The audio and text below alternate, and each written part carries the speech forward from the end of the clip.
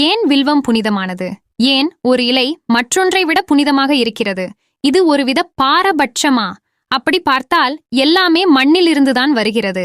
வேப்பம் பழமும் மாம்பழமும் ஒரே மண்ணிலிருந்து வந்தாலும் சுவை வெவ்வேறாக இருக்கிறது அல்லவா? ஒரு குறிப்பிட்ட உயிர் ஒரு மண்ணை கையாளும் வழிமுறையும் இன்னொரு உயிர் அதே மண்ணை கையாளும் வழிமுறையும் வெவ்வேறாக இருக்கின்றன. ஒரு புழுவிற்கும் பூச்சிக்கும் உள்ள வேறுபாடு என்ன? உங்களுக்கும் மற்றொரு மனிதருக்கும் உள்ள வித்தியாசம் என்ன? எல்லாமே ஒன்றுதான், ஆனால் நாம் அவற்றிலிருந்து புரிந்து கொள்வது வேறுபடுகிறது. ஆன்மீகத்தில் இருக்கும்போது, மக்கள் ஆன்மீக பாதையில் இருக்கும்போது அவர்கள் ஒவ்வொரு வழியிலும் உதவியை எதிர்பார்க்கிறார்கள். ஏனென்றால் இது யாரும் அறியாத பாதை. இந்திய கலாச்சாரத்தில் நமக்கு உதவியாக இருக்கும் ஒவ்வொரு சிறிய விஷயத்தையும் கூர்ந்து கவனித்தும் தியான நிலையில் இருந்தும் கண்டுபிடித்துள்ளார்கள். அவர்கள் பூக்களையும் பழங்களையும் இலைகளையும் கூட விட்டு வைக்கவில்லை. ஏன் வில்வம் புனிதமானது?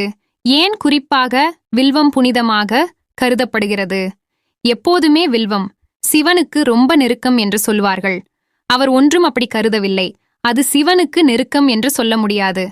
அது சிவனுக்கு நெருக்கம் என்று நாம் ஏன் நினைக்கிறோம் என்றால், அந்த வில்வத்தினுடைய அதிர்வுகள் நாம் சிவன் என்று கருதுவதுடன் இருக்கும் அதிர்வுகளுடன் பெருமளவிற்கு நெருக்கமாக இருக்கிறது. வில்வத்தின் அதிர்வுகள் இது மாதிரி நாம் நிறைய பொருட்களை கண்டுபிடித்து வைத்துள்ளோம். நாம் அவற்றைதான் அர்ப்பணம் செய்கிறோம். ஏனென்றால் அதன் மூலமாகத்தான் நாம் தெய்வீகத்துடன் தொடர்பு வைத்துக் கொள்ள முடியும். நீங்கள் வில்வத்தை சிவனுக்கு அர்ப்பணிக்கும் போது அதனை அவரிடம் விட்டு செல்வதில்லை.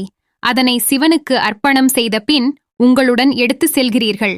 ஏனென்றால் வில்வத்திற்கு அந்த அதிர்வுகளை தக்க வைத்துக் கொள்ளக்கூடிய சக்தி பெருமளவில் இருக்கிறது. நீங்கள் அதை லிங்கத்தின் மேல் வைத்து எடுத்தால் லிங்கத்தின் சக்தி அதிர்வுகள் நீண்ட நேரம் அதில் இருக்கும். அதனை உங்களிடமே தக்க வைத்துக் கொள்ளலாம். நீங்கள் இதை செய்து பார்க்கலாம். ஒரு வில்வ இலையை அர்ப்பணம் செய்து உங்கள் சட்டை பையில் உங்களுக்கு மிக அருகில் அதை வைத்துக்கொண்டு நடந்து பாருங்கள். உங்களுக்கு அது உடலளவிலும் மனதளவிலும் ஆரோக்கியத்திலும் பெரும் மாற்றத்தை ஏற்படுத்தும். இதே மாதிரி பல பொருட்களை மக்கள் புனிதமாக கருதி உபயோகப்படுத்தி வருகிறார்கள். இது கடவுளை பற்றியது அல்ல. இது உங்களை பற்றியதும் நீங்கள் ஏதோ ஒன்றை அடையும் திறன் பற்றியதும் ஆகும்.